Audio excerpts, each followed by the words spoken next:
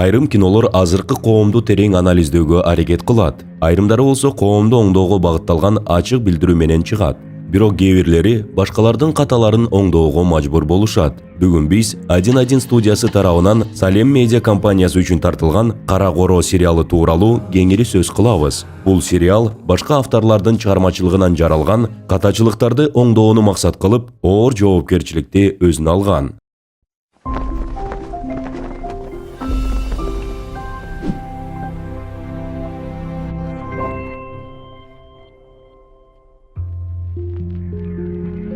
Чыгармачылык өзгөчө кино, визуалдык ыкмалар жана музыкалык коштоолор аркылуу көрүүчүнүн аң сезимде түрдө ойлорду жарата алат. Дал ошондуктан бул ойлор туура болушу абдан маанилүү. Анткени кино бүлдүргүч идеяларды да жайылта алат. Кээде режиссерлор жакшы кадрды издеп, көрүүчүгө жагымдуу көрүнгөн көрүнүштү түзүүгө же 90-жылдардагы коомду чагылдырууга аракет кылам деп, кокустан бирөөнүн тагдырын талкалай турган жырткычты пайда кылып алышы мүмкүн. Ошондуктан биздин каналда биз ар дайым тасманын социалдык жоопкерчилиги жөнүндө ой жүгүртүүгө аракет кылабыз. Анткени кино кооптуу курал. Көпчүлүккө жаккан, бирок тилекке каршы көрүүчүлөрдүн аң сезиминде туура ой калтырууда мүдөөсүнө жете албаган иштердин бири бул «Бригада» сериалы болду. Бул сериалдын жаратуучулары башында туура ой жеткирүүнү максат кылышкан. Муну башкы каарман бардык жакын досторун жоготконунан, сериалдын трагедиялуу соңунан ачык эле көрүүгө болот. Бирок бардык аракеттерине карабастан, сериал көптөгөн өспүрүмдөрдүн арасында романтизацияны жаратып алган. Что касаемо «Бригады», реальный факт скажу, это чистая правда. После выхода сериала «Бригады» малолетняя преступность в постсоветских странах выросла на 50%. И что самое ужасное, вы знаете, у режиссера и у автора сериала «Бригады» сын пошел по этому пути. Он создал ОПГ, они начали угонять машины. Это страшно, наверное, для отца, что он создал такой продукт, и сын начал повторять. Ал эми «Кара Коро» сериалынын жаратуучулары бир караганда көчө турмушу тууралуу дагы бир баяндоо болсо да, мындай тобокелдиктерге өзгөчө көңүл бурушкан. Алардын айтымында «Бригададагы романтизация туура эмес сценарийдик таңгактоодон улам пайда болгон. В чем отличие, там, если говорить про параллели «Черного двора» и «Бригады», я тоже на «Бригаде» вырос, но ничего не делал, слава богу. И они вот эту романтическую часть, они ее слишком красиво дали. А здесь ее вот совсем чуть-чуть. 15 серий до 16 серии мы выглядим, что все кайфово, что они там по ресторанам газуют, там этот. Саша хороший бандит. Он оружием торгует, там людей каких-то убивает, но наркотики. В целом идет романтизация. У нас же эту романтизацию, у нас сразу жопа. Со второй серии сразу эта сцена, где они закапывают трупы и прочее, там пошло-поехало. Нам надо было сделать жестко, чтобы подростки туда вообще не хотели. Ооба, алдын ала кечирим сурайбыз. Биздин видео сиздерде «Кара Коро» сериалын жараткан авторлордун ойлору, интервьюларынан көптөгөн видео тиркемелер болот. Биз көрүүчүгө социалдык темадагы тасмага жоопкерчилик менен мамиле кылуу кандай болорун так көрсөтүп бергибиз келет. Анткени бул абдан кылдаттыкты талап кылган, ойлонулган иш болушу керек. Болбосо кокусунан туура эмес ойлорду романтизациялап алуу мүмкүн.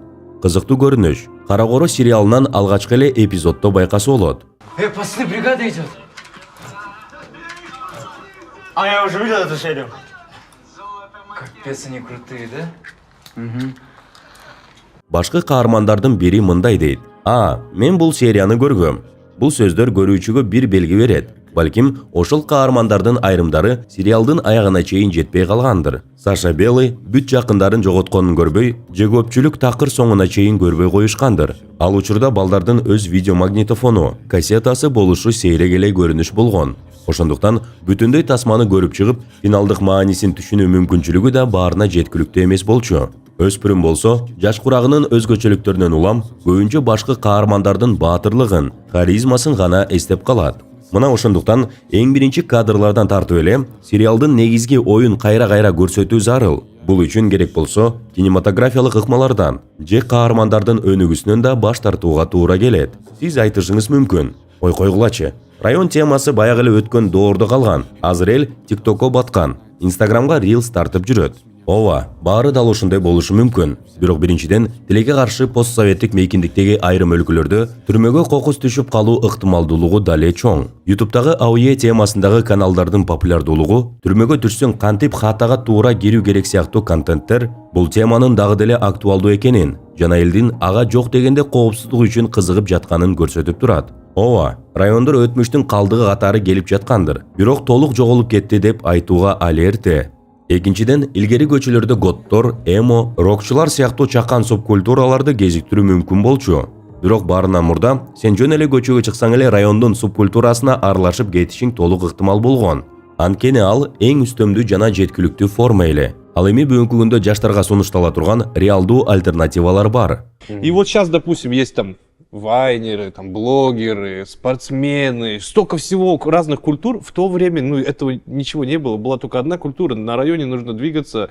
Бул бизди 2000-жылдардан айырмалап турган чоң өзгөрүү. Эгер бүгүн бир өспүрүм кандайдыр бир субкультурага таандык болгусу келсе, анда ал тандоо мүмкүнчүлүгүнө ээ. Бирок биз үчүн негизги коркунуч өспүрүмдөр район деген эски субкультурага азыркы жеңил ойлуулук жана жоопкерчиликсиздик менен мамиле кылышы мүмкүн. Аны жон гана кезектеги стиль катары кабылдап, ошол эле учурда романтизациялап, күтүүсүз жана кооптуу кесепеттерге алып келиши ыктымал. Россия Кара Коро сериалындагы идеянын автору жана баш каармандардын биринин прототиби. 2023-жылдын 8-августунда чыккан Жаратман подкастында мындай деп айткан: "Бүгүн жашоо башкача. Кылмыштуулук ондогон эсеге азайды. Бул мени кубандырат. Так 3 ай өткөндөн кийин 2023-жылдын 9 ноябрында Эркектин сөзү Слово пацана сериалынын премьерасы өтөт жана ал дароо кеңири популярдуулукка ээ болот. Бул сериалдагы атмосфера, каармандардын сөздөрү, визуалдык жана музыкалык коштоолор романтизацияны жараткан кичинекей толкунду алып келет. Так ошол нерседен Кара Коро авторлору корккон жана Ростислав интервьюда белгилейт. Көп узабай интернетте жаңылыктар чыга баштайт.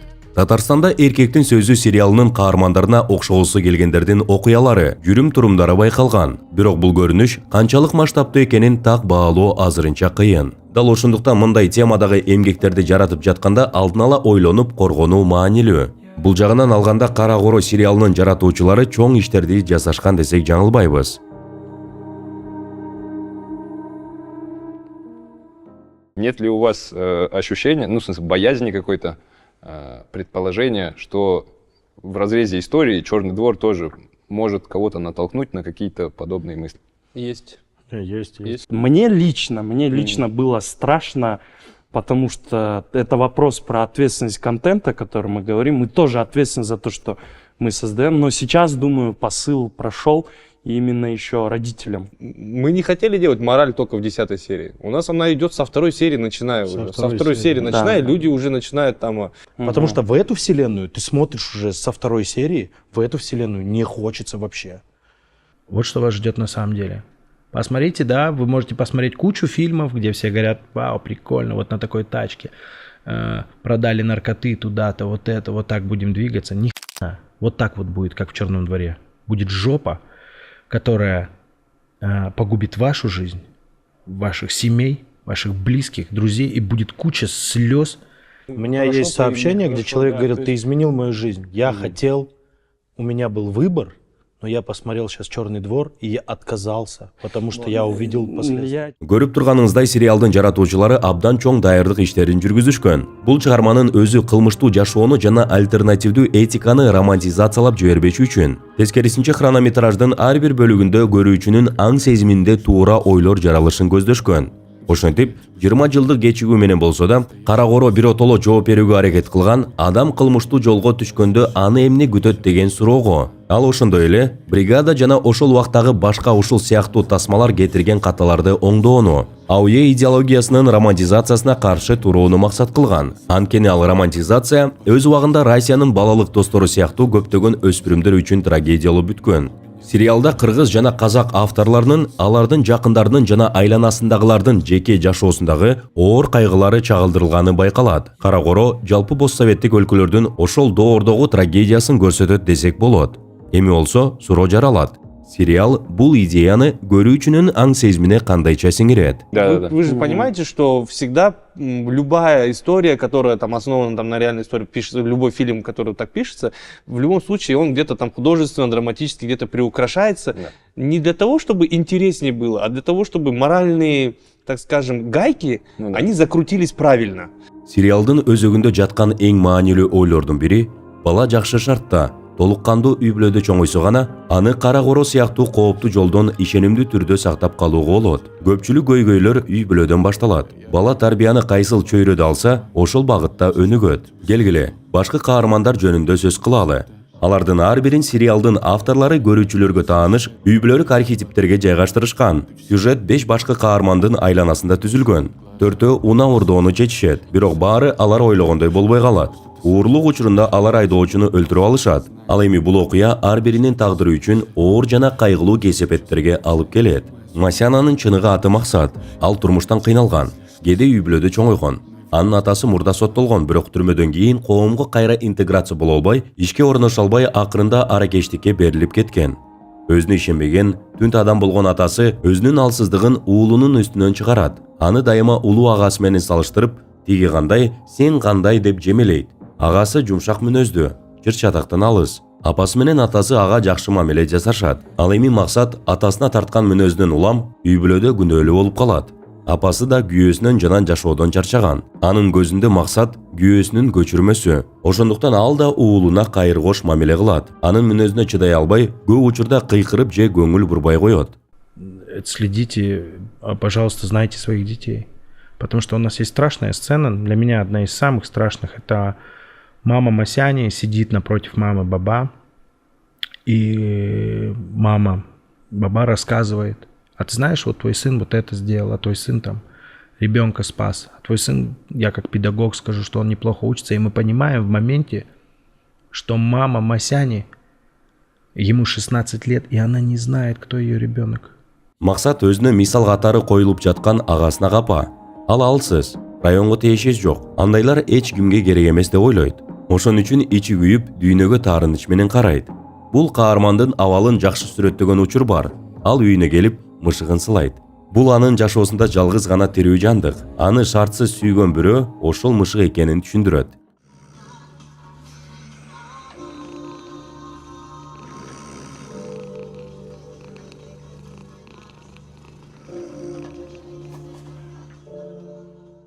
Максатка караганда Муха, тагыраагы Тимур көрүүчүдө боор оруткан каарман.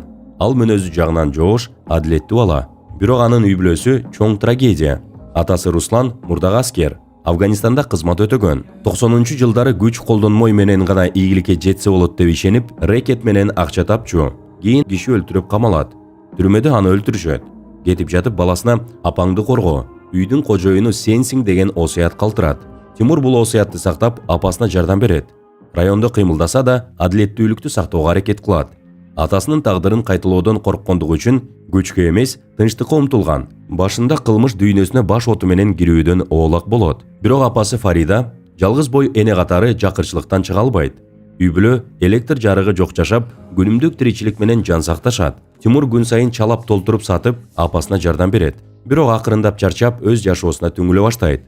Мындай жашоодон чарчоо аргасыздан болсо дагы коомдук абал жараткан жакырчылык Тимурду акырындык менен өзгөртөт. Анын ичинде меники да, апамдыкы да чынчыл жашоо, жакырчылыкка тете деген моралдык тандоо жаралат. Ал бригаданы көрүп чоңойгон муундан айырмаланбайт. Ал жакта баары тез эле байып, кубанычка чөмүлгөн. Тимур болсо, чыныгы жашоодо мунун тескери тарабын көрөт. Ошондуктан ал акырында Муха болуп өзгөрөт. Дал ошол Муха унааны урдоо демилгесин сунуштаган биринчи адам болот. Бул чечим анын жашоосун түп тамырынан өзгөртөт. Апасынан айрылат, досторун жоготот, акыл эстен тайып, чыныгы кылмышкерге айланат. Дамирдин үй бүлөсүндө таптакыр башкача жагдай. Ооба, Муха экөө тең Масянядан айырмаланып, атасыз чоңоюшкан. Бирок анын апасы күйөөсү менен өз каалоосунун негизинде ажырашкан, тагдырдын кыйынчылыгынан эмес. Ошентсе да ал Дамирге токчулукта өткөн балалыкты камсыздай алган. Ал өзүнүн компьютеринде видео оюндарды ойнойт, англис тилин үйрөнөт жана АКШга тапшырат. Керек болсо апасынын унаасын дагы колдонууга уруксаты бар. Айта турган болсок, сериалдын башында эле дайыма ар түрдүү кийим кийип жүргөн жападан жалгыз адам дал ушул Дамир. Ошондуктан ал дайыма мазактоого жана басмырлоого кабылып келет. Баары акыркы тыйынга чейин жашап жаткан маалда аны байлыгы үчүн шылдыңдашат. Мажор американец деп аташат. Эң кызыгы, ал дал ушул камсыз болгондугу үчүн өзүн четте калган жана жалгыз сезет. И тогда мне тоже отломите. Ты дома похаваешь, у тебя мама башлёва. Хуйню что ли, да, укушу? Пойми, такая машина только и у него, и у Майкла Джексона. Ага, еще только у него и у мамы.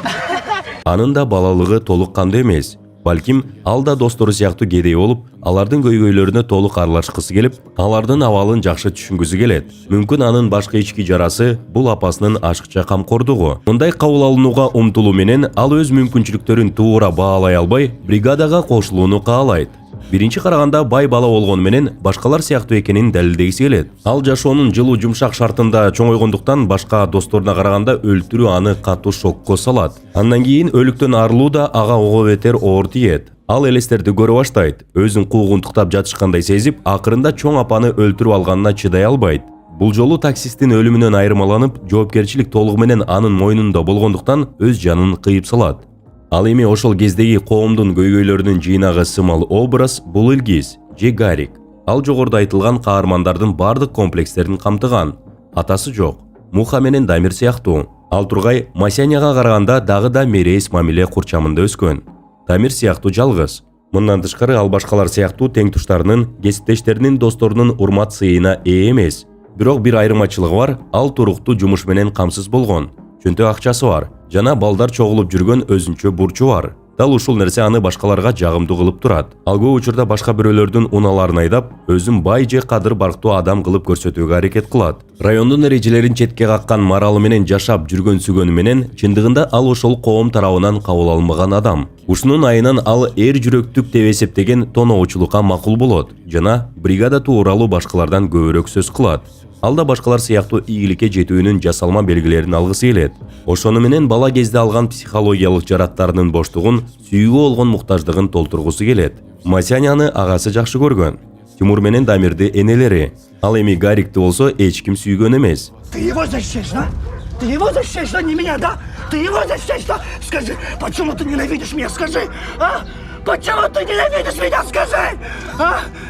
Зачем ты рожала меня, если ты не будешь любить? Скажи, что я сделал плохого? Ты не родила! Скажи, блядь, скажи! Ошондуктан анын тагдыры өзүн төмөн сезип, наркын жоготуп жашап жүргөн адам катары эң кайгылуусу. Анын эркектик кадыр баркын түшүрүп салышат жана ал жашоосун буга чейинкидей эле азаптуу абалда улантат. Экрандын аркасындагы баяндоочу же Боб. Жогоруда айтылган каармандардан айырмаланып, Боб кадимки толук үй бүлөдө чоңойгон. Ата-энеси экөө тең мугалимдер, мээримдүү жана камкор адамдар болгон. Атасы Афган согушун үрөй учурган көрүнүштөрдүн башынан өткөргөндүктөн зомбулукту жек көрүп калган. Жана Тимурдун атасы Руслан сунуштагандай кылмыш дүйнөсүнө аралашуунун ордуна таптакыр башка жолду тандап, бокс боюнча машыктыруучу болуп калган. Для этого мы Афган прошли, чтобы потом лапу сосать. Да я с этим не спорю. Но у людей бабки отнимать, извини, это не мое. Рус, хочешь на чистоту? Мне слез и насилия вот так вот на 2 жизни хватило. Если кто-то из вас думает, что ходит сюда тренироваться для того, чтобы на следующий день кому-то потом еще морду бить, точно так же буду из секции выбрасывать. Потому что я из вас готовлю спортсменов. Я из вас делаю не шантропу, не гопников. Апасы болсо мугалим болуп иштеген. Жана балдарды коргоо үчүн өзүн тобокелге салууга даяр болгон. Болот Мушташтын айынан эски мектептен куулганда аны өз мектебине которуп алган. Ата-энеси баласына толук кандуу балалык тартуулоо үчүн ата-эне катары да, агартуучу катары да толук жоопкерчилик алып, колдон келгендин баарын кылышкан. Биз көрүп турабыз. Атасы анын досторуна жана айланасындагы адамдарга ишенбөөчүлүк менен карабайт. Тескерисинче уулуна толугу менен ишенет. Вот он как! Иди сюда! Тихо! Успокойтесь. Давайте без рукоприкладства. Сейчас все вместе поедем в отдел и будем там разговаривать. Так, мы не едем ни в какой отдел. Мы едем делать экспертизу И уже по результатам экспертизы мы будем решать, что мы будем делать. Ал тарбия берүүдө ошол кездеги кеңири жайылган ыкма.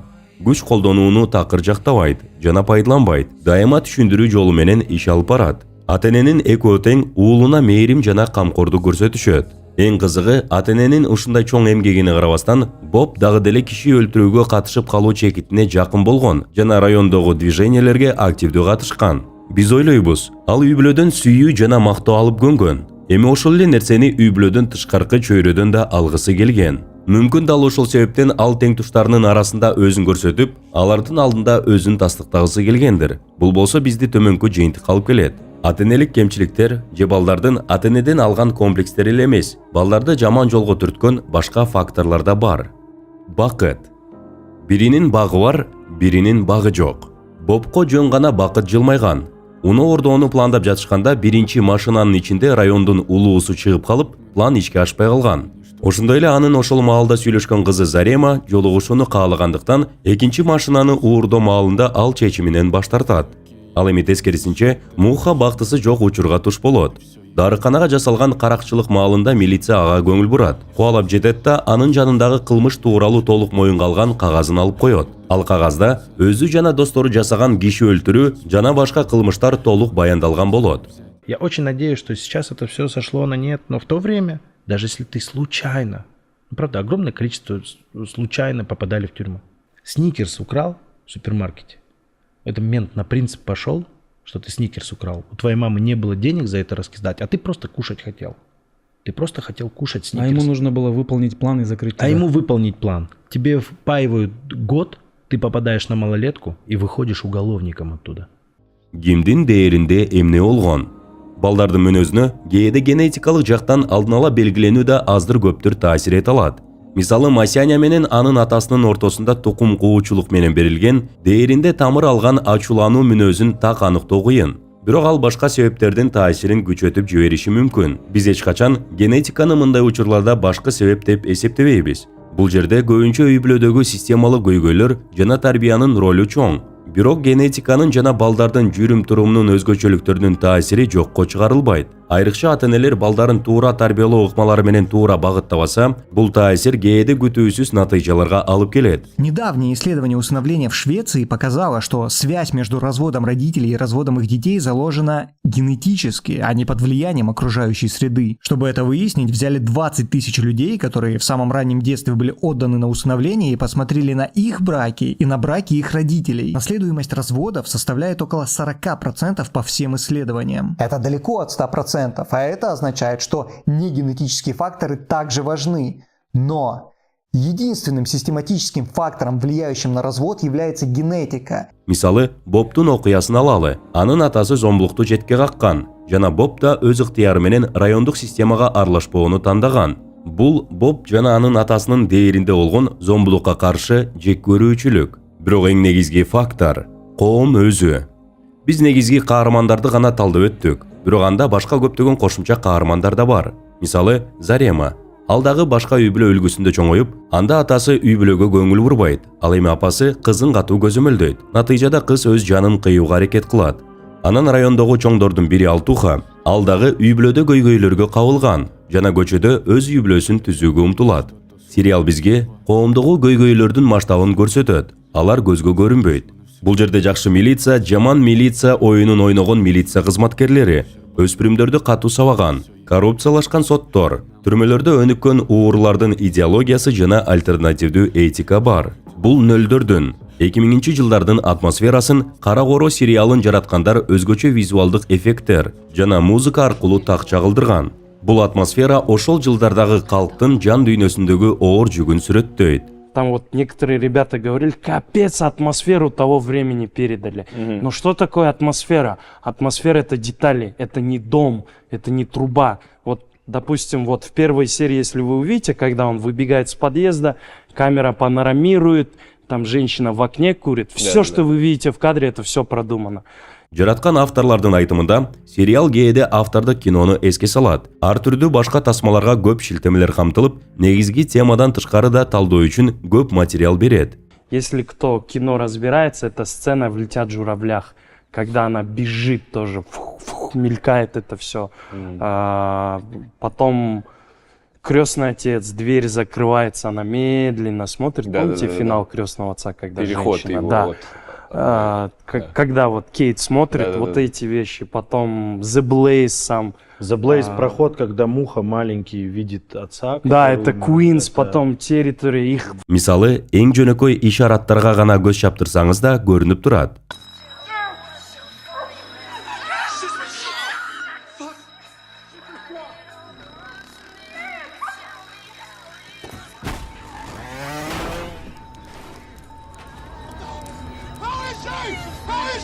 Кто орал, что надо двигаться? Ты всю эту хуйню придумал, понял? Я же говорил, не надо было вписываться, муха! А я знал, что он выстрелит в человека! А кто знал? Если кто-то спалил номера, мне жопа! Ты что, только за свою задницу и тачку, да, переживаешь, идиот?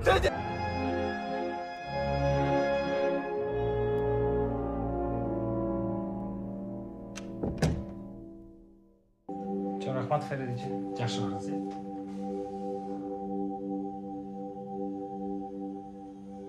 Бирок эң маанилүүсү авторлар Тарковскийдин стилине же түрмөдөгү экшн сценалардын көркөмдүүлүгүнө кызыгып, аларды колдонушса да, сериалдын башкы максаты кылмыштуулукту романтизациялоону токтотуп, ошол коомдун коркунучтарын чагылдыруу экенин унутушкан эмес. Жыйынтык катары булардын баары бизге бир ойду берет. Ар бир каарман системанын курмандыгы эмес, ошол эле учурда тандоосу үчүн жоопкер. Бирок сериал ачык көрсөтөт, тандоо мүмкүнчүлүгү түз үй бүлө чөйрөсүндө гана пайда болот. Поптун атасы да, апасы да чогуу аракет кылып, чындап тарбияга салым кошкон болсо да, аны көчөнүн терс таасиринен сактап кала алган жок. Дамирдин апасы да уулун материалдык жактан камсыз кылуу үчүн бар күчүн жумшады, бирок ал да натыйжа бербеди. Бул жерде коллективдүү жоопкерчилик абдан маанилүү болуп калат. Балким өз балаңдан башка балдарга да кам көрүү керек. Мисалы, ата-энелер биргелешип, балдарынын райондук кыймылдарга же маселен баңгизатка, лудоманияга аралашуусуна жол бербеши зарыл. Бул топтук иммунитет сыяктуу көрүнөт. Ал жерде оорунун алдын алуу үчүн калктын көпчүлүгү вакцина алганда гана эпидемия токтолот. Болбосо дээрлик идеалдуу шартта тарбияланган Боб да жаман коомго аралашып, темир тор артында калышы мүмкүн. Тогда я не знал, что это был последний раз, когда я видел муху. Короткий момент, без единого слова, за которое мы как будто поняли друг друга и попрощались. Я, наверное, никогда не забуду то ощущение, когда я смотрю в глаза родного человека, но этого человека уже не было в его глазах. Жана акырында сериалдын соңунда биз Зареманын дагы бир баланы төрөп жатканын көрөбүз. Ал баланын тагдыры оор болушу мүмкүн. Ал акыл эсинен тайган, баласын таштаган кылмышкерлердин баласы. Жана 16 жаштагы психикалык оорлуу жаш эненин уулу. Ал бала Дамир сыяктуу АКШга учуп кетеби? Масяня сыяктуу ишкер болобу? Же атасы Муханын тагдырын кайталайбы? Биле албайбыз. Бирок Кара Коро сериалы биздин коомду каргашалуу жолго бел байлагандардын болбошу үчүн колунан келген эмгегин жасады. Сиздердин бул тууралуу ой-пикирлериңиздерди күтөбүз. Сиздер менен бирге Evidence редакциясы болду. Кийинки чыгарылыштарда жолугабыз.